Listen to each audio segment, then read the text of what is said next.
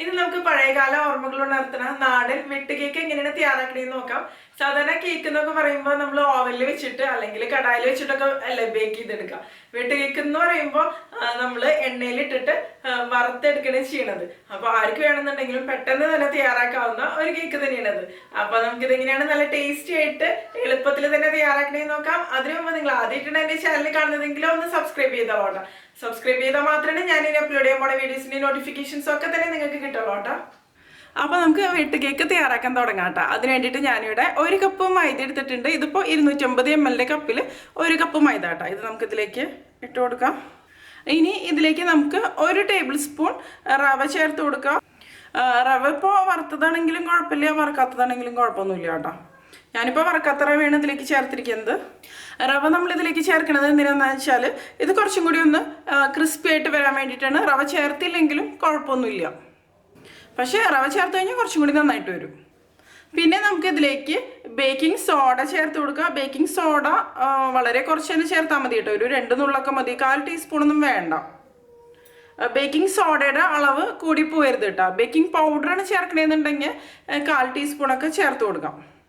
ഇതെല്ലാം കൂടി നമുക്ക് ആദ്യം നന്നായിട്ട് തന്നെ ഒന്ന് മിക്സ് ചെയ്ത് വെക്കുക. കട്ടകളൊന്നും ഇല്ലാതെ ഒന്ന് അരിച്ചെടുക്കണം എന്നുണ്ടെങ്കിൽ കൂടുതൽ നല്ലതാണ്.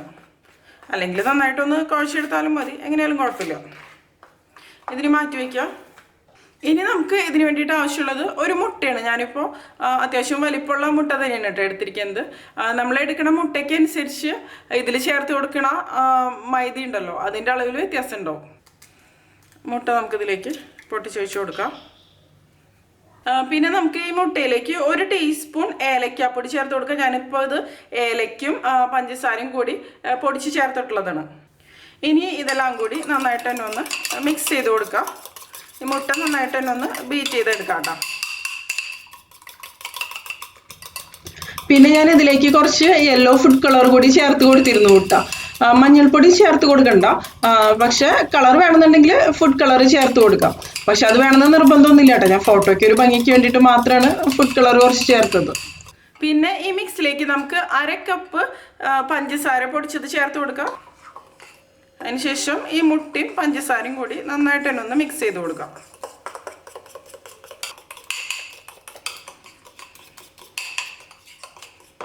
പിന്നെ നമുക്ക് ഇതിലേക്ക് വേണ്ടത് 1 ടേബിൾ സ്പൂൺ എണ്ണയാണ് കേട്ടോ. അതും ഈ മുട്ടയിലേക്ക് തന്നെ നമുക്ക് ചേർത്ത് കൊടുക്കാം. അതിനുശേഷം വീണ്ടും ഒന്നും കൂടി നമുക്ക് മിക്സ് ചെയ്ത് കൊടുക്കാം. ഇനി മൈദയുടെ മിക്സിലേക്ക് നമ്മുടെ ഈ മുട്ടയുടെ മിക്സ് ഉണ്ടല്ലോ, ഇത് കുറേശ്ശായിട്ട് ഒഴിച്ചു കൊടുക്കാം. ആദ്യം പകുതി ഒഴിക്കുക, അതിനുശേഷം നമുക്കൊന്ന് കുഴച്ചെടുക്കാം.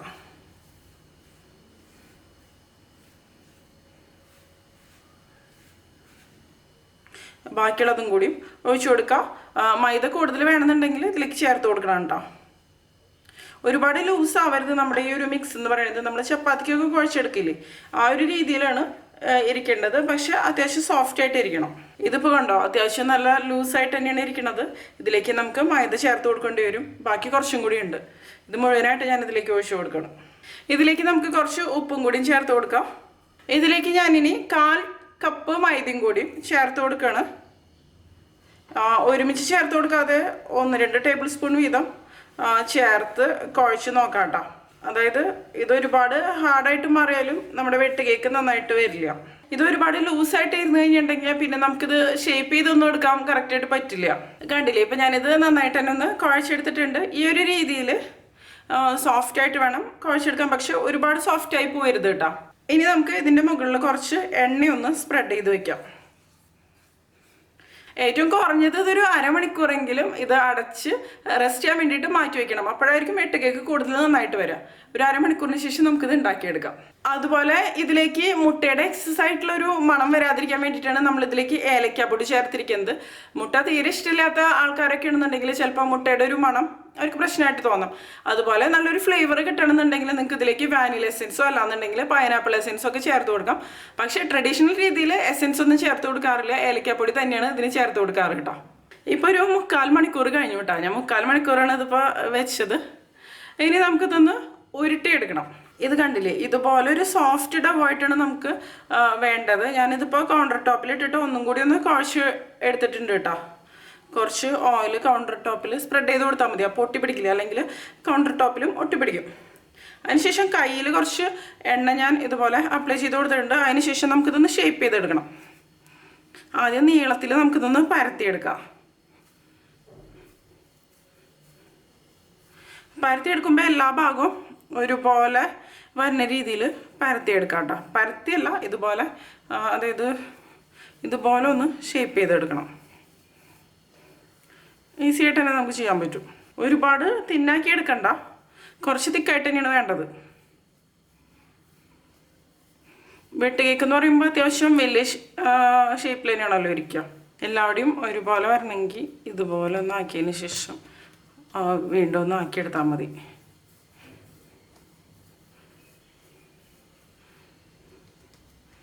ഇപ്പോൾ ഒരു സിലിണ്ടർ ഷേപ്പിലാണ് നമ്മളിത് ആക്കിയെടുക്കേണ്ടത്. ഒരു ഭാഗം തിക്കായിട്ടിരിക്കണമെന്നുണ്ടെങ്കിൽ ആ ഭാഗം മാത്രം ഒന്നും കൂടി ഒന്ന് പരത്തി കൊടുത്താൽ മതി അതുപോലെ. ഇപ്പോൾ ഇത് റെഡി ആയിട്ടുണ്ട്. ഇത്രയും തിക്നെസ്സിലാണ് കേട്ടോ ഞാനിപ്പോൾ ഉണ്ടാക്കിയെടുക്കുന്നത്. അതിനുശേഷം നമുക്കിനി ഇതൊന്ന് കട്ട് ചെയ്തെടുക്കണം. കട്ട് ചെയ്തെടുക്കുമ്പോൾ ഇതിൻ്റെ 2 എഡ്ജസ് ഉണ്ടല്ലോ, അത് നമുക്ക് കുറച്ച് ഭാഗം ഒന്ന് കട്ട് ചെയ്ത് മാറ്റാം. ഇത് നമുക്ക് ഉപയോഗിക്കാം, നല്ല പെർഫെക്റ്റ് ആയിട്ടുള്ളൊരു ഷേപ്പിൽ കിട്ടാൻ വേണ്ടിയിട്ട് മാത്രമാണ് കേട്ടോ. അതിനുശേഷം ഈ ഭാഗം ഒന്ന് ചെറുതായിട്ട് ഇതുപോലെ ഒന്ന് പരത്തി കൊടുക്കാം. ഒരു ഷേപ്പ് വേണ്ടെന്നല്ല, ഏകദേശം ഒരുപോലെ വന്നാലും അല്ലേ കാണാനും കുറച്ച് ഭംഗി ഉണ്ടാവുള്ളൂ. ഇനി നമുക്കിത് ഈക്വൽ ആയിട്ടുള്ള സൈസിൽ കട്ട് ചെയ്തെടുക്കാം. അതിനുശേഷം ഞാനിപ്പോൾ ഇത് കുറച്ച് വലിപ്പത്തിൽ തന്നെയാണ് കേട്ടോ കട്ട് ചെയ്തെടുക്കുന്നത്. വെട്ട് കേക്ക് എന്ന് പറയുമ്പോൾ കുറച്ച് വലുത് തന്നെയാണല്ലോ, പിന്നെ ഇത് ഫ്രൈ ചെയ്തിട്ട് വരുമ്പോൾ കുറച്ചും കൂടി വലുതായിട്ട് മാറും കേട്ടോ.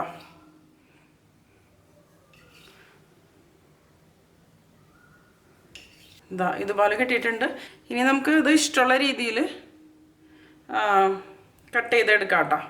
ഒന്നില്ലെങ്കിൽ നിങ്ങൾക്ക് ഇങ്ങനെ കട്ട് ചെയ്യാം. ഇങ്ങനെ കട്ട് ചെയ്ത് കൊടുക്കുമ്പോഴേ, അതായത് താഴേക്ക് ഒരുപാട് അങ്ങോട്ട് കട്ട് ചെയ്യണ്ട കേട്ടോ. ഒരു 3/4 ഭാഗത്തോളം മാത്രം കട്ട് ചെയ്താൽ മതി. എടുക്കുമ്പോൾ ശ്രദ്ധിച്ചെടുക്കുക. അതിനുശേഷം പിന്നെ ക്രോസ് ആയിട്ട് ഇങ്ങനെ കട്ട് ചെയ്യാം. കണ്ടില്ലേ, ഈ ഒരു രീതിയിൽ. ഇത് ഫ്രൈ ആയിട്ട് വരുമ്പോൾ വിടർന്ന് വന്നോളൂ നന്നായിട്ട് തന്നെ. പിന്നെ അടുത്തത് ഞാനിപ്പോൾ ഈ ഒരു രീതിയിലാണ് കട്ട് ചെയ്യണത്.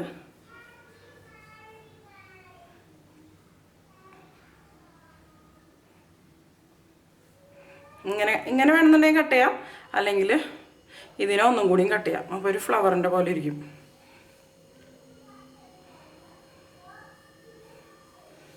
കണ്ടില്ലേ, ഈ ഒരു രീതിയിൽ വേണമെങ്കിൽ. അതിപ്പോൾ എങ്ങനെയാണെന്ന് വെച്ചാൽ നമ്മുടെ ഇഷ്ടത്തിനനുസരിച്ച് തന്നെ കട്ട് ചെയ്യാം കേട്ടോ.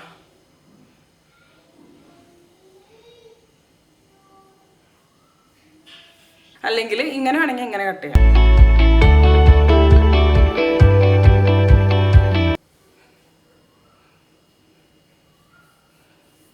ഇപ്പോൾ ഞാനെല്ലാം കട്ട് ചെയ്ത് വെച്ചിട്ടുണ്ട് കേട്ടോ, പല രീതിയിൽ. നമുക്കിനി ഇത് ഫ്രൈ ചെയ്തെടുക്കാം.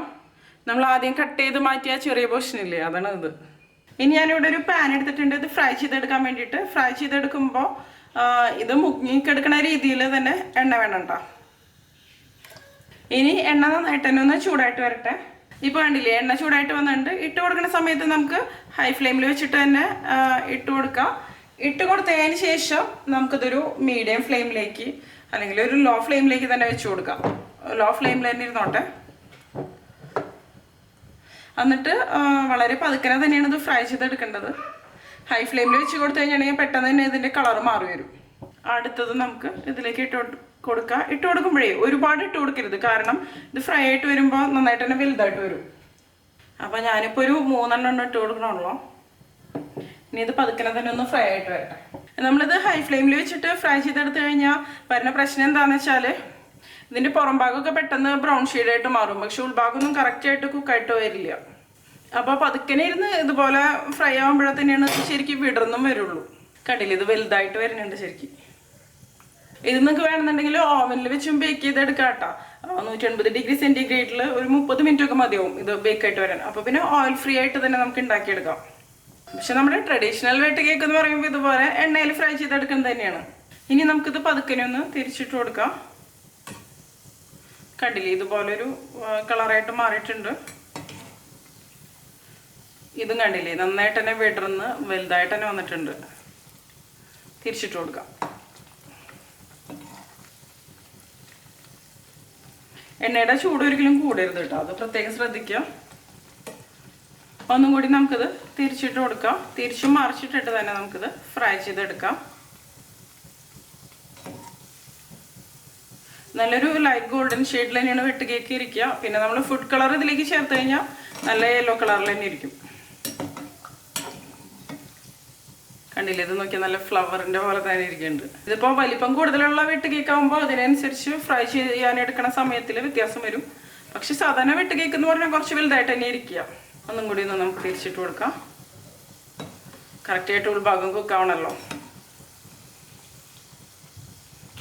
ഇതിപ്പോൾ കണ്ടില്ലേ, നന്നായിട്ട് തന്നെ ഫ്രൈ ആയിട്ട് വന്നിട്ടുണ്ട്. നമുക്കിനിത് കോരി മാറ്റാം. എല്ലാം കോരി മാറ്റാം കേട്ടോ.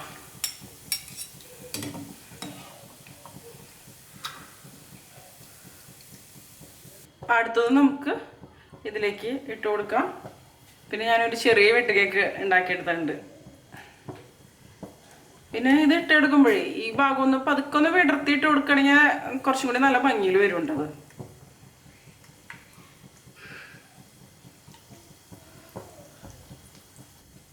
അതുപോലെ ചിലപ്പോൾ നമ്മൾ ഒരു പ്രാവശ്യം കട്ട് ചെയ്ത് കൊടുത്താലും ഇത് നമ്മൾ കയ്യിലെടുക്കുമ്പോഴേക്കും ആ കട്ടിങ്ങൊക്കെ ചിലപ്പോൾ ഒട്ടി നിൽക്കുന്നുണ്ടാവും. അപ്പോൾ കയ്യിലെടുത്തതിന് ശേഷം ഒന്നും കൂടി ഒന്ന് കട്ട് ചെയ്ത് കൊടുക്കുക. അപ്പോൾ നല്ല പെർഫെക്റ്റ് ആയിട്ട് തന്നെ വരും. അപ്പോൾ ചെറുത് നമ്മൾ ഇട്ട് കൊടുത്തില്ല, അത് റെഡി ആയിട്ട് വന്നിട്ടുണ്ട്. അത് തിരിച്ചിട്ട് കൊടുക്കണം. അത് ചെറുതല്ലായിരുന്നു, അപ്പോൾ പെട്ടെന്ന് തന്നെ ഫ്രൈ ആയിട്ട് വരും.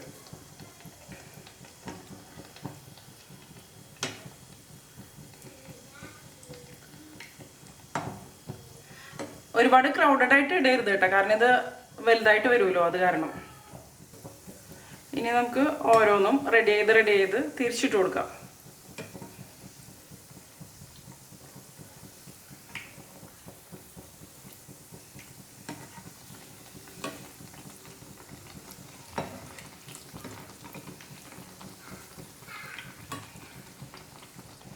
ഇത് ഫ്രൈ ചെയ്തെടുക്കുമ്പോൾ ഒരുപാട് ഓയിലൊന്നും ഇത് അബ്സോർബ് ചെയ്യില്ല കേട്ടോ.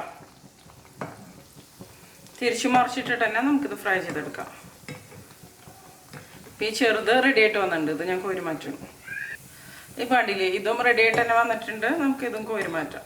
ഇപ്പം കണ്ടില്ലേ, നമ്മുടെ എല്ലാ വെട്ട് കേക്കും റെഡി ആയിട്ടുണ്ട്.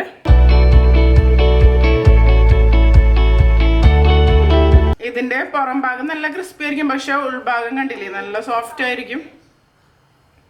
അപ്പോൾ എല്ലാവരും തയ്യാറാക്കി നോക്കിയിട്ട് നിങ്ങളുടെ അഭിപ്രായങ്ങൾ അതൊന്ന് പറഞ്ഞോളൂ കേട്ടോ. നിങ്ങൾക്ക് എന്റെ വീഡിയോ ഇഷ്ടമാക്കുകയാണെങ്കിൽ നിങ്ങളുടെ ഫ്രണ്ട്സിനും ഫാമിലിക്കും ഒന്ന് ഷെയർ ചെയ്ത് കൊടുത്തോളൂ. അതുകൂടാതെ നിങ്ങളുടെ അഭിപ്രായങ്ങളൊക്കെ ഒന്ന് കമന്റ് ചെയ്യുക. അപ്പോൾ മറ്റൊരു അടിപൊളി റെസിപ്പി ആയിട്ട് നമുക്ക് വീണ്ടും കാണാം.